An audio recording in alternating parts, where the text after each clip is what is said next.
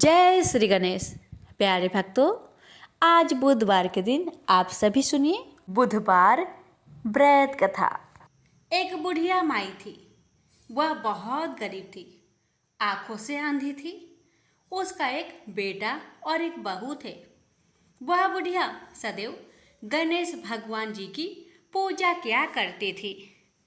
एक दिन गणेश जी प्रकट होकर उस बुढ़िया माई से बोले, बुढ़िया माँ, तू जो चाहे सो मांग ले। बुढ़िया माई बोली, मुझे तो मांगना नहीं आता भगवान, कैसे और क्या मांगू। तब गणेश भगवान जी बोले, अपने बेटे और बहू से पूछकर मांग लेना। तब बुढ़िया माई ने अपने बेटे से कहा, बेटा, गणेश जी कहते हैं तू कुछ मांग ले, बता मैं क्या मांगू। बेटा ने कहा, माँ तू धन मांग ले। बहू से पूछा तो बहू ने कहा, सासू माँ नाती मांग लो। तब बुढ़िया माई ने सोचा कि ये तो अपने अपने मतलब की बात कह रहे हैं, अतः उस बुढ़िया ने पड़ोसन से पूछा तो उन्होंने कहा कि बुढ़िया माई, तू तो थोड़े दिन तक जिएगी, क्यों तू धन मांगे और क्या नाती मांगे। तू तो अपनी आंखों की रोशनी मांग ले, जिससे तेरी जिंदगी आराम से कट जाए। अब बुढ़िया माई काफी सोच विचार के बाद भगवान से बोली, भगवान, यदि आप मुझसे प्रसन्न हैं तो मुझे 9 करोड़ की माया दे, निरोगी काया दे, अमर सुहाग दे, आंखों की रोशनी दे, नाती दे, पोता दे और सब परिवार को सुख दे, अंत में मोक्ष दे। यह सुनकर तब गणेश जी बोले, बुढ़िया माँ, तूने तो हमें ठग दिया, फिर भी जो तूने मांगा है वचन के अनुसार सब तुझे मिलेगा। और यह कहकर गणेश जी अंतर्ध्यान हो गए। उधर बुढ़िया माँ ने जो कुछ मांगा वह सब कुछ मिल गया। हे गणेश जी महाराज, जैसे आपने उस बुढ़िया माँ को सब कुछ दिया, वैसे ही आपकी कहानी कहने वाले, सुनने वाले, हुक्कार भरने वाले सभी भक्तों को देना। पौराणिक कथा के अनुसार एक समय की बात है कि भगवान विष्णु का विवाह माता लक्ष्मी जी के साथ निश्चित हुआ। विवाह की सभी तैयारी होने लगी। सभी देवी देवताओं को निमंत्रण भेजे गए, लेकिन भूलवश गणेश जी को निमंत्रण देना रह गया था। इधर भगवान विष्णु की बारात जाने का समय आ चुका था। सभी देवता अपनी पत्नियों के साथ विवाह समारोह में शामिल होने को आए, परंतु सभी देवी देवताओं ने देखा कि गणेश जी कहीं दिखाई नहीं दे रहे हैं। तब उन सभी ने आपस में चर्चा की, क्या गणेश जी को नहीं न्योता दिया गया या गणेश जी ही नहीं आए हैं। सभी को इस बात पर बहुत आश्चर्य हुआ। इस बात पर उन सभी ने विष्णु भगवान से ही इसका कारण पूछा। विष्णु भगवान से पूछने पर उन्होंने कहा कि हमने गणेश जी के पिता भोलेनाथ, महादेव और माता पार्वती को न्योता भेजा था। यदि गणेश जी अपने पिता के साथ आना चाहते तो आ जाते, अलग से उन्हें न्योता देने की कोई आवश्यकता भी नहीं थी। दूसरी बात यह है, उनको खाने में 1.25 मन मूंग, 1.25 मन चावल, 1.25 मन घी और 1.25 मन लड्डू का भोजन चाहिए। यदि गणेश जी नहीं आएंगे तो कोई बात नहीं, दूसरे के घर जाकर इतना सारा खाना पीना अच्छा भी नहीं लगता। इतना वार्ता कर ही रहे थे कि किसी एक ने सुझाव दिया, यदि गणेश जी आते तो उनको द्वारपाल बनाकर बैठा सकते थे कि आप घर की याद रखना। आप तो चूहे पर बैठकर धीरे धीरे चलोगे तो बारात में बहुत पीछे रह जाओगे। यह सुझाव सबको पसंद आ गया, तो फिर विष्णु भगवान ने भी अपनी सहमति दे दी। तब गणेश जी को निमंत्रण देकर आमंत्रित किया और उनको समझा बुझाकर घर की रखवाली करने को बैठा दिया गया। बारात चल दी। तब नारद जी ने देखा कि गणेश जी तो दरवाजे पर ही बैठे हुए हैं, तो वे गणेश जी के पास गए और रुकने का कारण पूछा। गणेश जी कहने लगे कि विष्णु भगवान ने मेरा बहुत अपमान किया है। नारद जी ने कहा कि आप अपनी मूषक सेना आगे भेज दो तो वह रास्ता खोद देगी, जिससे उनके वाहन धरती में धंस जाएंगे। तब आपको सम्मानपूर्वक बुलाना पड़ेगा। अब तो गणेश जी ने अपनी मूषक सेना को आदेश दिया, जाओ, और सेना ने जमीन पोली कर दी। जब बारात वहां से निकली तो रथों के पहिए धरती में धंसने लगी। लाख कोशिश की परंतु पहिए नहीं निकले। सभी ने अपने अपने उपाय किए परंतु पहिए तो नहीं निकले, बल्कि जगह जगह से टूटने लगे। किसी को समझ में नहीं आ रहा था कि अब क्या किया जाए। तब तो नारद जी ने आकर कहा, आप लोगों ने गणेश जी का अपमान किया, जिस कारण यह विघ्न आ रहे हैं। यदि उन्हें मनाकर लाया जाए तो आपका कार्य सिद्ध हो सकता है और यह संकट टल सकता है। शंकर भगवान ने अपने दूत नंदी को भेजा और वे गणेश जी को लेकर आए। गणेश जी का आदर सम्मान के साथ पूजन किया गया। फिर रथ के पहिए निकलने लगे और यह संकट टल गया। अब रथ के पहिए निकल तो गए परंतु वे टूट फूट गए थे, तो उन्हें सुधारे कौन। पास के खेत में एक खाती काम कर रहा था। उसे बुलाया गया। खाती अपना कार्य करने से पहले श्री गणेशाय नमः कहकर गणेश जी की वंदना मन ही मन करने लगा। देखते ही देखते खाती ने सभी पहियों को ठीक कर दिया। तब खाती कहने लगा कि हे देवताओं, आपने सर्वप्रथम गणेश जी को नहीं मनाया होगा और न ही उनकी पूजन की होगी, इसलिए तो आपके साथ यह संकट आया है। मैं तो मूर्ख अज्ञानी हूँ, फिर भी पहले गणेश जी को पूजते हैं, उनका ध्यान करते हैं। आप लोग तो देवगण हैं, फिर भी आप गणेश जी को कैसे भूल गए।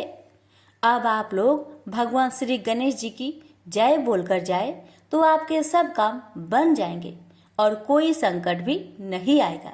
ऐसा कहते हुए बारात वहां से चल दी और विष्णु भगवान का लक्ष्मी जी के साथ विवाह संपन्न करा के सभी सकुशल घर लौट आए। हे गणेश जी महाराज, आपने विष्णु को जैसा कार्य सरियो ऐसा कार्य सबको सिद्ध करिजो। बोलिए गजानन भगवान की जय। एक समय की बात है, एक भाई बहन रहते थे। बहन का नियम था कि वह अपने भाई का चेहरा देख के ही खाना खाती थी। हर रोज वह सुबह उठती थी और जल्दी जल्दी सारा काम करके अपने भाई का मुंह देखने के लिए उसके घर जाती थी। एक दिन रास्ते में एक पीपल के नीचे गणेश जी की मूर्ति रखी थी। उसने भगवान के सामने हाथ जोड़कर कहा कि मेरे जैसा अमर सुहाग और मेरे जैसा अमर पिहर सबको दीजिए। यह कहकर वह आगे बढ़ जाती है।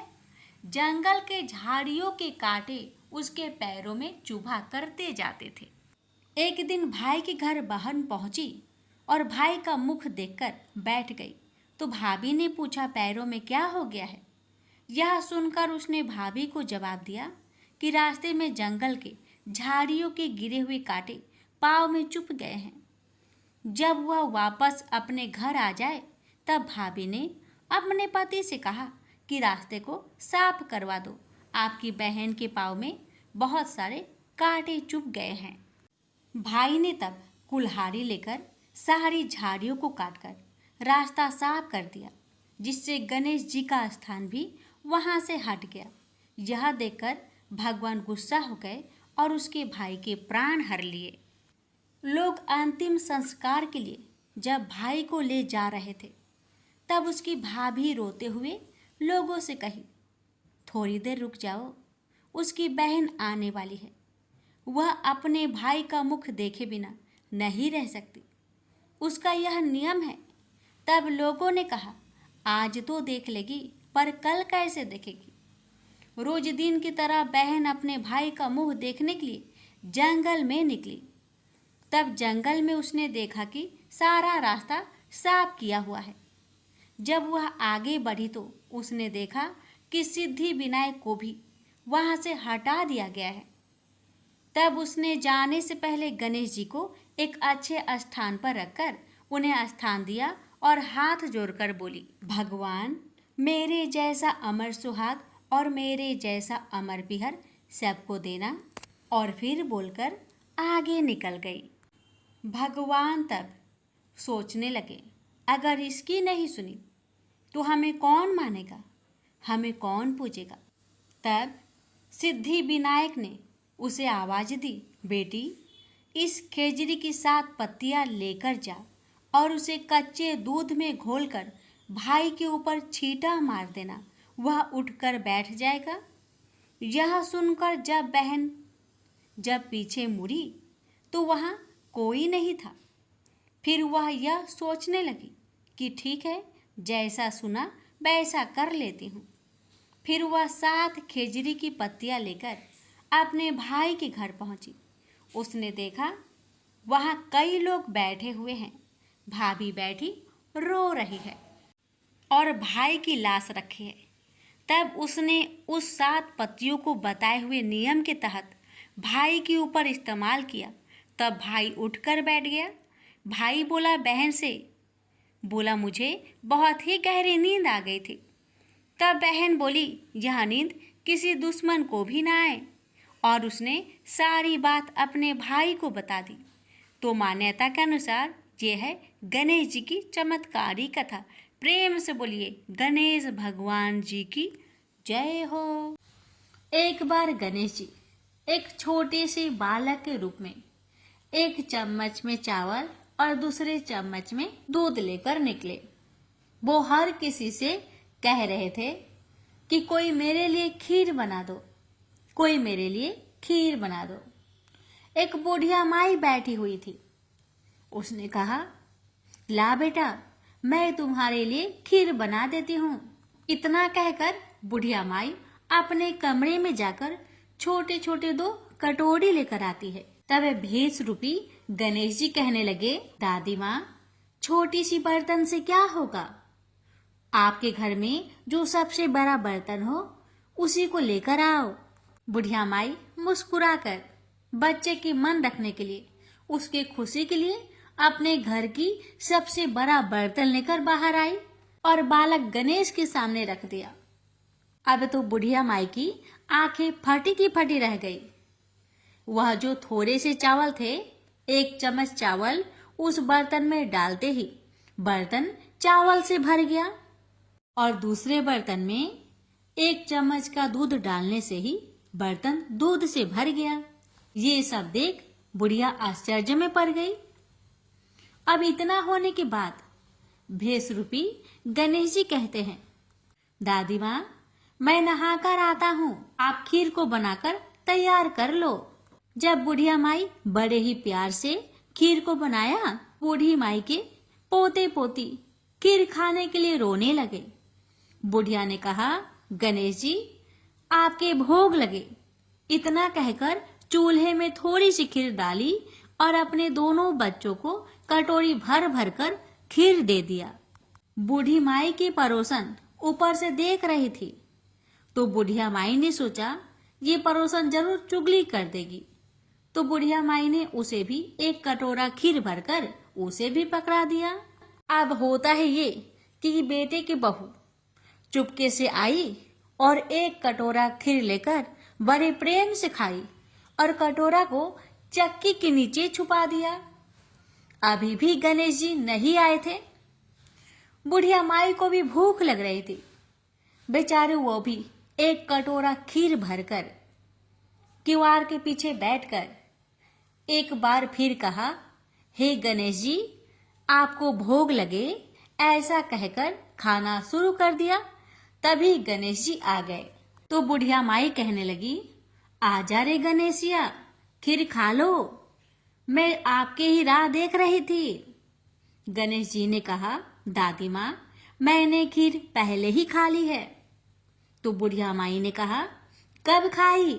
गणेश जी कहने लगे, जब आपके पोते पोती ने खीर खाई तब मैंने खाई थी, जब आपकी पड़ोसन ने खाई थी तब भी मैंने खाई थी, और जब बूढ़ी माँ आपकी बहू ने खाई तब भी मैंने खाई थी, और अब जब आप खा रही हो तो मेरा पेट पूरी तरह से भर गया है। तो बुढ़िया माई कहने लगी, बेटा, तुम्हारी सब बात सच है, पर मैं कैसे मानूं कि मेरी बहू ने खीर खाई? बेचारी सुबह से काम में लगी रही है, तो फिर उसने कब खाई? गणेश जी ने कहा, चक्की के नीचे जाकर देख, जूठा कटोरा पड़ा है जो तेरी बहू ने खाकर छुपा के रखी है, और तूने तो मेरे लिए भोग भी लगाया था और तुम्हारी बहू ने वैसे ही खा गई। बूढ़ी माई ने कहा, बेटा यह घर की बात है, घर में ही रहने दो। अब बताओ कि बची हुई खीर का मैं क्या करूं? भेषरूपी गणेश जी ने कहा, नगरी जिमा दो। बुढ़िया ने पूरी नगरी जिमा दी, लेकिन फिर भी गणेश जी की कृपा से खीर पूरा की पूरा भरा ही था। राजा को पता लगा कि बुढ़िया के पास जादुई बर्तन है, तो राजा ने बुढ़िया माई को महल में बुलवाया और कहा, क्यों रे बुढ़िया, यह खीर वाली बर्तन तुम्हारे घर में शोभा नहीं देता है, ये तो हमारे महल में शोभा देगा। तो बुढ़िया ने कहा, राजा जी अगर आपको खीर का बर्तन लेना है तो ले लो। अब तो राजा लालच में पड़कर बुढ़िया माई के खीर के बर्तन को मंगवा लिया। खीर के बर्तन महल में लाते ही कीड़े मकोड़े बिच्छू कचले हो गए और खीर से दुर्गंध आने लगी। यह देखकर राजा ने बुढ़िया से कहा कि हे बुढ़िया, क्या तुम जादू टोना जानती हो? ये खीर के बर्तन महल में आते ही कीड़े मकोड़े बिच्छू में बदल गए, ऐसा क्यों? मुझे बताओ। पहले तुम अपने खीर के बर्तन वापस ले लो, फिर मुझे सारी कहानी बताओ। राजा ने जैसे ही वह खीर वाली बर्तन बुढ़िया माई को दिया, वैसे ही बूढ़ी माई के हाथों से लगते ही वह खीर फिर से सुगंधित खीरों में बदल गया। ये देखकर राजा बड़े आश्चर्य में पड़ गया और बूढ़ी माई से कहने लगा, हे बुढ़िया माई, कृपा करके बताओ ऐसा चमत्कार कैसे? तो बुढ़िया माई ने कहा, हे महाराज, ये बर्तन मुझे गणेश जी ने दिया है और उन्हीं की कृपा से ये खीर के बर्तन खाली नहीं पड़ती। सारी कहानी बताकर बुढ़िया माई राजा से विदा लेकर अपने घर को चली आती है और गणेश जी से कहती है, हे गणेश जी, बची हुई खीर का मैं क्या करूं? गणेश जी ने कहा कि झोपड़ी की कोने कोने में खरा खोदकर गाड़ दो, उसी जगह सुबह उठकर वापस खोदेगी तो धन के 2 चारे मिलेंगे। ऐसा कहकर गणेश जी अंतर्ध्यान हो गए और जाते समय भगवान झोपड़ी को लात मारते हुए गए तो झोपड़ी के स्थान पर महल हो गया। सुबह बहू ने फावड़ा लेकर पूरे घर को खोद दिया, लेकिन कुछ भी नहीं मिला। तो बहू कहने लगी, सासू जी, आपकी गणेश जी झूठे हैं। तो सास ने कहा, बहू, मेरे गणेश झूठो नहीं है, ला मैं देखूं। वह सुई लेकर खोजने लगी तो टन टन कर 2 धन के चारे निकल आए। बहू ने कहा, सासू जी, आपके गणेश तो साचो ही हैं। सास ने कहा, गणेश जी तो भावनाओं के भूखे हैं। यह गणेश जी जैसे आपने बुढ़िया माई को दिया, वैसे सबको देना। विनायक जी की कहानी कहने वाले, हुक्कार भरने वाले और आसपास के सुनने वाले सबको देना। प्रेम से बोलिए, जय श्री गणेश। समतापुर नगर में मधुसूदन नाम का एक धनी व्यक्ति के रहता था। मधुसूदन का विवाह 1 मास पहले ही बलरामपुर नगर की सुंदर लड़की, जिसका नाम था संगीता, उसी से हुआ था। शादी के कुछ दिन बाद ही संगीता की माता की तबीयत खराब हो जाती है, इसलिए संगीता अपने माता के घर चली जाती है और वहीं पर कुछ दिन रुक जाती है और इधर मधुसूदन अकेला ही रहता है। जब संगीता की माता का तबीयत ठीक हो जाता है तो मधुसूदन बुधवार के दिन ही अपने पत्नी को लेने के लिए बलरामपुर के लिए रवाना हो जाता है। बलरामपुर पहुंचकर अपने ससुरारी में जाता है और अपने सास ससुर से संगीता को विदा करने के लिए आज्ञा मांगता है। लेकिन संगीता के माता पिता बोले, दामाद जी, आज तो बुधवार का दिन है। बुधवार के दिन बेटी की विदाई और कोई भी शुभ कार्य के लिए यात्रा नहीं करना चाहिए। लेकिन मधुसूदन अपने सास ससुर की एक भी बात नहीं माना और जिद पर अड़ गया कि मैं आज ही संगीता को लेकर जाऊंगा और कुछ भी नहीं होगा, आप खुशी खुशी विदा कर दीजिए। अब अपने दामाद के जिद के आगे संगीता के माता पिता हार मान लेते हैं और अपनी बेटिया को विदा कर देते हैं। अब मधुसूदन और संगीता दोनों जन बैलगाड़ी से यात्रा प्रारंभ करते हैं। 2 कोस की यात्रा के बाद ही उसकी गाड़ी का एक पहिया टूट गया। वहां से दोनों पैदल ही यात्रा करना शुरू कर देते हैं और पैदल चलते चलते बेचारी संगीता तो थक जाती है और उसे जोर से प्यास लग जाती है। तो अपने पति से कहती है, सुनिए जी, मुझे बहुत जोर से प्यास लगी है। तो मधुसूदन कहता है, ठीक है, तुम इस पेड़ की छांव में बैठो, मैं देखता हूँ आसपास में कहीं अगर पानी मिल जाए तो मैं लेकर आता हूँ, तुम यहाँ से कहीं जाना मत। इतना कहकर मधुसूदन पानी ढूंढने के लिए चल दिया। थोड़ी देर इधर उधर ढूंढने के बाद मधुसूदन को कहीं से जल मिल जाता है और वह जल लेकर वापस उसी जगह में आता है जहाँ उसकी पत्नी पेड़ के नीचे छांव में बैठी हुई थी। मगर ये क्या, वह बहुत हैरान हो जाता है क्योंकि उसकी पत्नी के पास उसी की शक्ल का एक आदमी बैठा हुआ था और संगीता उस आदमी की दी हुई पानी को पी रही थी। ये देखकर मधुसूदन चौंक गया।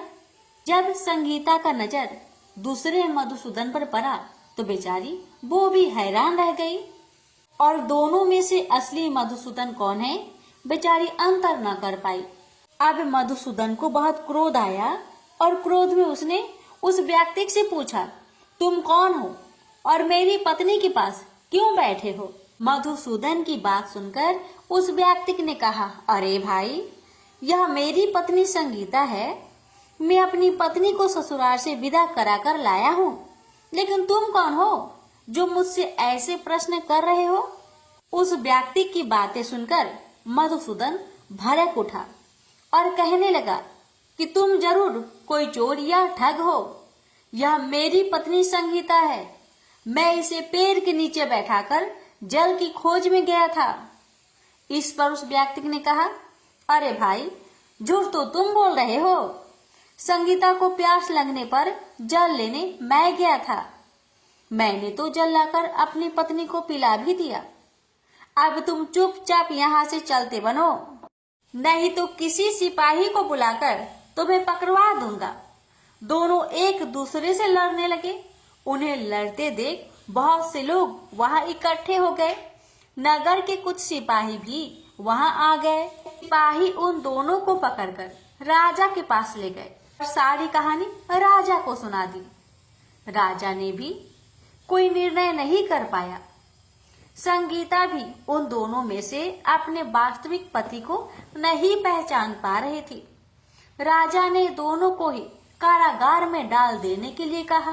राजा के इस फैसले पर असली मधुसूदन भयभीत हो गया और तभी आकाशवाणी हुई, मधुसूदन, तूने संगीता के माता पिता की बात नहीं मानी और बुधवार के दिन अपनी पत्नी को ससुराल से ले आया। यह सब भगवान बुद्ध देव के प्रकोप से हो रहा है। भविष्यवाणी सुनकर मधुसूदन बहुत डर गया और हाथ जोड़कर बुद्ध देव से क्षमा प्रार्थना करने लगा कि हे बुद्ध देव, हे भगवान, मुझसे बहुत बड़ी गलती हो गई कि मैंने अपने सास ससुर की बातें न मानी। उसका सजा मुझे मिल चुका है। हे भगवान, कृपा करके मुझे क्षमा कर दीजिए। मैं आगे से ऐसी गलती कभी नहीं करूंगा। मुझे माफ कर दीजिए। मैं भविष्य में आप कभी भी बुधवार के दिन यात्रा नहीं करूंगा और सदैव बुधवार को आपका व्रत किया करूंगा और कथा सुना करूंगा। मधुसूदन के प्रार्थना करने से भगवान बुद्ध देव उसे क्षमा कर देते हैं और तभी दूसरा व्यक्ति राजा के सामने से ही गायब हो जाता है। राजा और दूसरे लोग इस चमत्कार को देखकर हैरान हो गए। भगवान बुद्ध देव की इस अनुकंपा से राजा ने मधुसूदन और उसकी पत्नी को सम्मान पूर्वक विदा किया।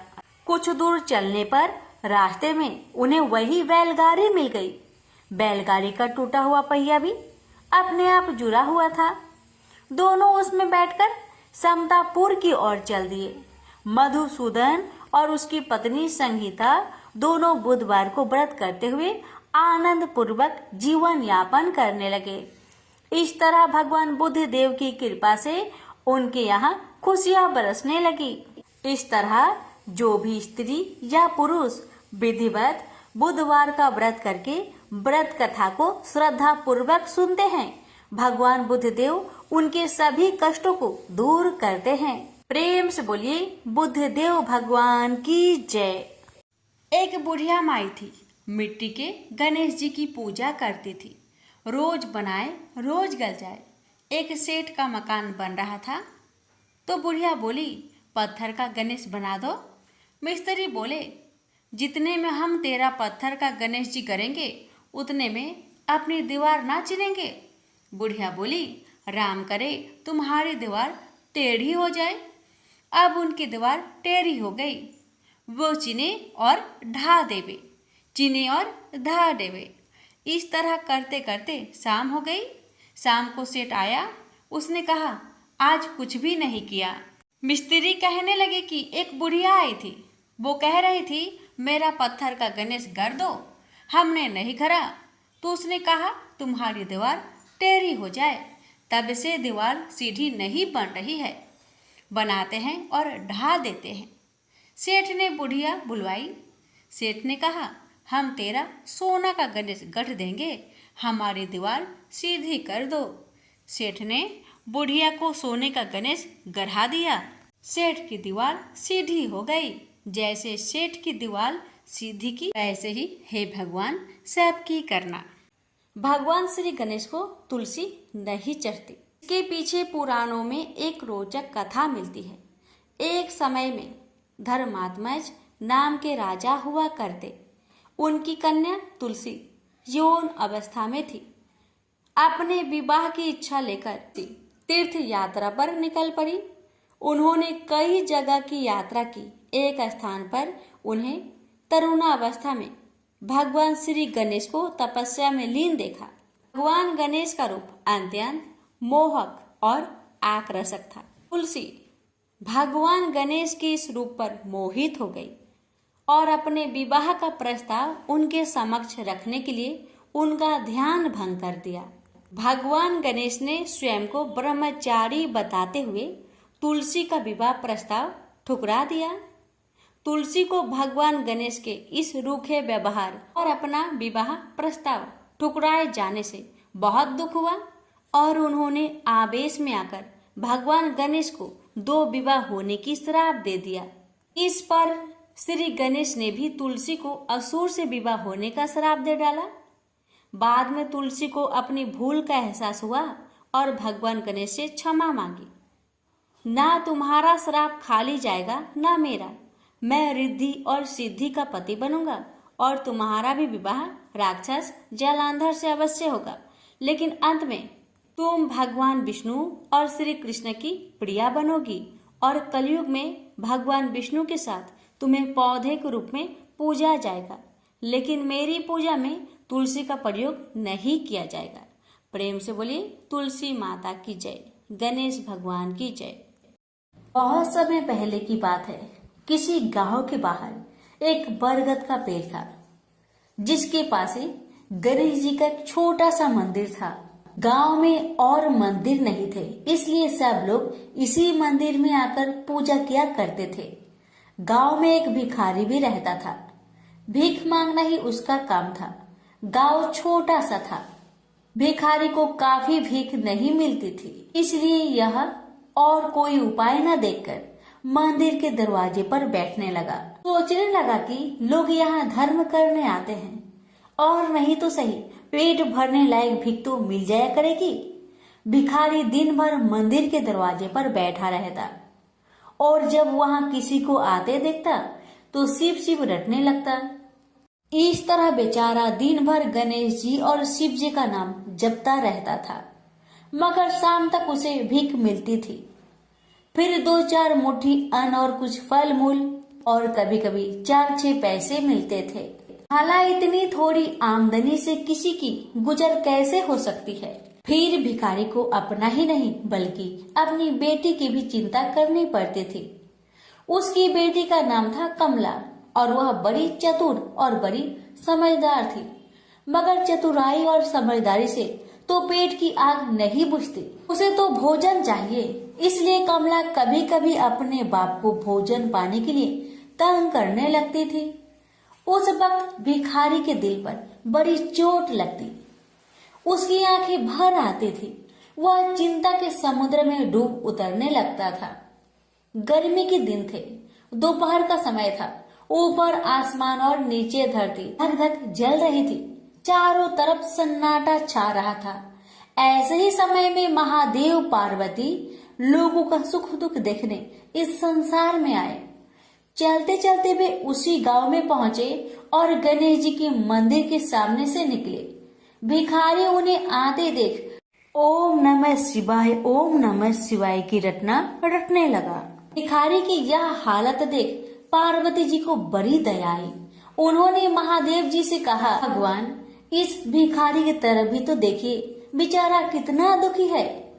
देखिए तो कितने प्रेम से आपका नाम जप रहा है और आप भगवान कितने कठोर है। आपको क्या इस भिखारी पर दया नहीं आई?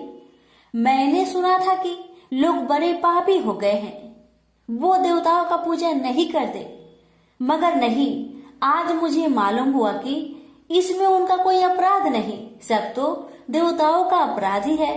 आप इसी भिखारी को ले लीजिए। बेचारा को आपका नाम लेते लेते बरसों बीत गए, इतने पर भी अभागा पेट भर भोजन तक नहीं पाता।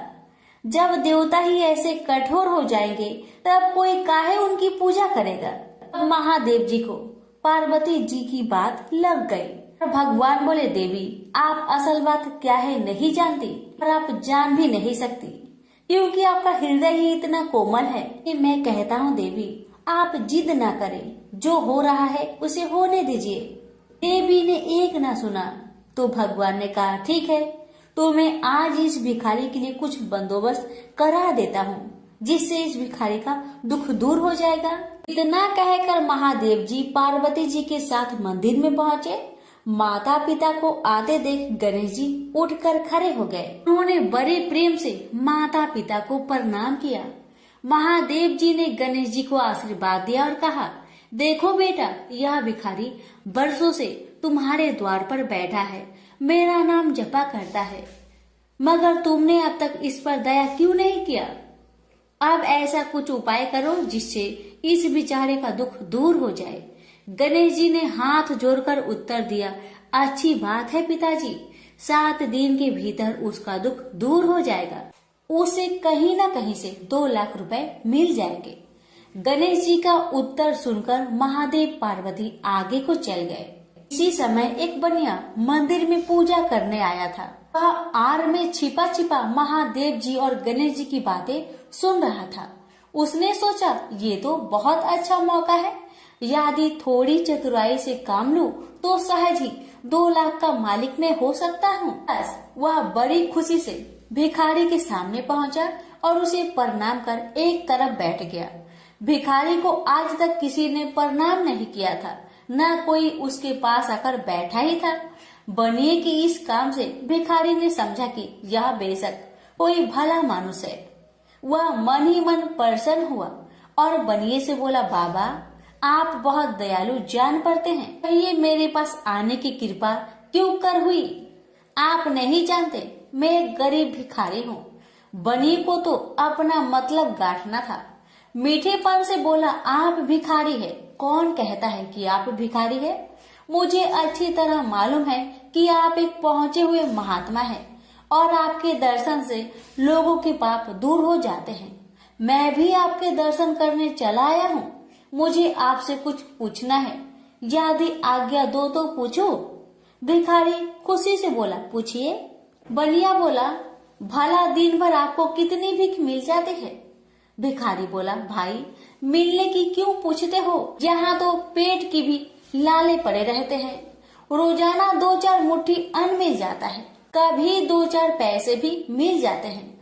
किसी तरह दिन काट लेता हूँ। बनिया कहने लगा, राम राम, आप जैसे महात्मा और यह कष्ट। इस गांव के आदमी भी क्या आदमी हैं? आपकी थोड़ी सी सहायता नहीं कर सकते? आप कैसे यह कष्ट सह लेते हैं? मुझे तो आप पर बड़ी दया आती है। मेरे जी में आता है कि मैं आपकी कुछ सेवा करूं, पर कहने में डर मालूम होता है। भिखारी बोला, आप मेरी सहायता कर सकते हैं? अब बनिया हंसते हुए बोला, मेरी इतनी हैसियत कहाँ है जो आपकी कुछ सेवा कर सकूं, मगर एक बात है, आज से 7 दिन तक आपको जो कुछ भी मिले वह मुझे दे दीजिए। बदले में आपको मैं 100 रुपया दे दूंगा। 100 रुपये के नाम सुनते ही भिखारी मारे खुशी के उछल पड़ा। उसने सोचा, अगर 100 रुपये मिल जाए तो क्या कहना, यहाँ तो 7 दिन में 7 आने के सामान भी न मिले, तब तो 100 रुपये छोड़ देना सरासर बेवकूफी होगी, पूरा गधापन है। मगर इसी समय उसे लड़की की ख्याल आ गई। उसने सोचा, अगर मैं 100 रुपया लेकर घर पहुंचा और मेरी बिटिया रानी गुस्सा करने लगी तो पहले मैं उसकी सलाह ले लेता हूँ। बस यही विचार में आते ही उसने बनिए को जवाब दिया, आपने मुझ पर बड़ी कृपा की, मगर मैं अभी कुछ नहीं कह सकता, सोच विचार करके कल कहूँगा। जब बनिया चला गया तब भिखारी ने अपनी बिटिया को बुलाया और उससे सब हाल कह सुनाया। चतुर बिटिया कमला ने फौरन समझ गई कि इसमें जरूर कोई बनिए की शैतानी है। उसने पिता से कहा, बनिया बिना फायदे के क्यों 100 रुपये देने चला? खैर कोई बात नहीं पिताजी, मैं कल उस बनिए से बातें तय कर लूंगी, मगर आप बीच में कुछ ना बोलना। उधर बनिए का बुरा हाल था। रात भर उसके पेट में चूहे उछलते रहे। बड़ी मुश्किल से सवेरा हुआ, बनिए की जान में जान आई। वह हाथ मुंह धोते ही भिखारी के पास आ पहुंचा और छूटते ही बोला, क्या विचार किया आपने? कमला भी बनिए से निपटने को तैयार बैठी थी। बनिए की बात सुनते ही उसने जवाब दिया, सेठ जी, हम लोगों ने विचार किया, भला 100 रुपये में क्या होता है, इतना सस्ता सौदा होना मुश्किल है, माफ कीजिए। कमला का उत्तर सुनते ही बनिए पर मानो बिजली गिर पड़ी। पर लाख रुपए के लालच छोड़ना भी कठिन था। वह 200 रुपए देने को राजी हो गया। अब तो कमला का संदेह और भी पक्की हो गया। वह समझ गई कि बनिया जरूर किसी भारी लाभ के लिए ही इतने रुपए देना चाहता है। उसने जवाब दिया, सेठ जी, इतना सस्ता सौदा और कहीं होता होगा? 100 दो, 100 या 1000 दो। 1000 में तो होता ही क्या है? जो चीज आप कौड़ियों में मोल खरीदना चाहते हैं वह लाख रुपए में भी सस्ती है। यह सुनकर बनिया बहुत घबराया, परंतु उसने अपनी कोशिश जारी रखी। मारे लोभ के वह अंधा हो रहा था। उसको लोभ का भूत सवार हो गया था। उसने 100 दो, 100 से बढ़कर अंत में 50,000 लगा दिए। अब कमला ने सोचा, इतने रुपए थोड़े नहीं होते। अब बिटिया कमला ने सोचा, इतने बड़े रकम को छोड़ना ठीक नहीं है।